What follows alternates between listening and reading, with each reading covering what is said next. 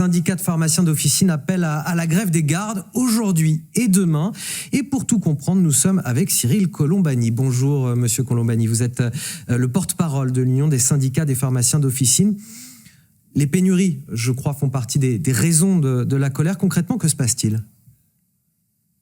Eh bien, en fait, d'abord, bonjour et merci de me donner la parole. Le problème, c'est que cette année, nous avons plus de 5000 molécules qui sont manquantes régulièrement.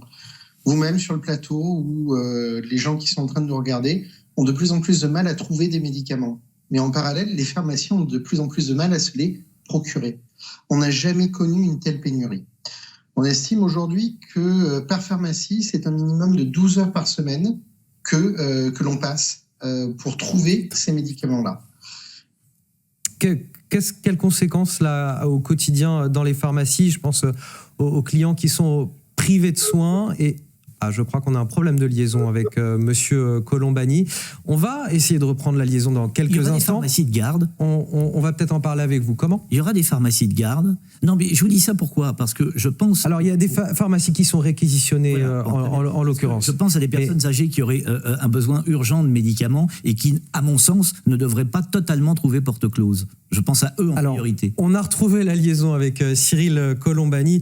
Ma question suivante, c'était quelles conséquences ça a justement sur les clients, j'imagine en termes sanitaires, et puis aussi sur les pharmaciens eux-mêmes, puisque cela exacerbe, j'imagine, des tensions qui sont parfois déjà importantes avec les clients. On l'a vu au cours des dernières années, vous vous faites de plus en plus agresser.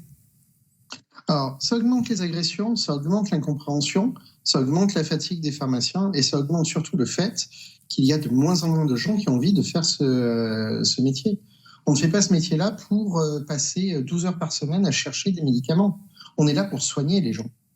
Il y a un coût aussi qui est énorme. Aujourd'hui, 12 heures, il y a 20 000 pharmacies en France, 12 heures par semaine. En salaire, ça fait en gros plus de 300 millions d'euros que le réseau pharmaceutique brûle juste pour trouver des médicaments que l'on n'a plus en France. Alors, excusez-moi, mais comment on explique ces pénuries ? On ne produit plus les médicaments, pourquoi ? Moi, j'ai souvenir qu'après la crise sanitaire, on était censé regagner notre souveraineté en matière pharmaceutique. On avait annoncé en grande pompe la réindustrialisation dans ce domaine. Qu'est-ce qui s'est passé depuis ? On va faire simple. Je vous montre un stylo. Si un stylo coûte à fabriquer 1 euro, si vous demandez à le vendre 90 centimes, quel est l'industriel qui va le vendre ? Aujourd'hui, il y a des médicaments qui étaient remboursés, donc dont la vente était solvabilisée par l'État. Je pense en particulier sur un laxatif, le Movicol. Le Movicol a été déremboursé. Pourquoi ? Parce que son coût de fabrication était supérieur au prix de vente TTC en pharmacie.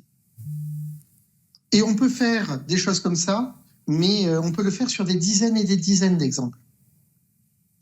Eh bien, écoutez, merci Cyril Colombani. Je le rappelle, vous êtes porte-parole de l'Union des syndicats des pharmaciens d'officine. Peut-être un mot là-dessus sur notre industrie pharmaceutique, Guillaume Bigot. Non, mais là aussi, on marche sur la tête. Là aussi, on a creusé notre propre tombe. C'est-à-dire, c'est les médicaments génériques, comme ce qui a été parfaitement expliqué. Je me souviens que le Doliprane, ça y est, il fallait qu'on reproduise du Doliprane en masse au moment de la crise sanitaire parce que tout le monde se l'arrachait. C'est vraiment une molécule assez simple et c'est quelque chose qu'on va reproduire à nouveau. C'est un des rares exemples où ça va fonctionner, mais le danger n'est pas là. Le danger, c'est sur des antidouleurs. Le danger, c'est sur des anticancéreux qui sont à 80-90% produits en Chine, dans un seul pays. Et donc, on a organisé notre propre dépendance. Vous savez, Lénine a dit, les capitalistes sont tellement idiots qu'ils vendront la corde avec laquelle on va les pendre.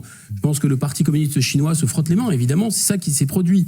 C'est terrifiant. Donc, il y a ces phénomènes absurdes de déremboursement, plus les génériques, plus le fait qu'on a voulu délocaliser pour faire la culbute des profits. Voilà le résultat. 8h50, on finit avec les sports.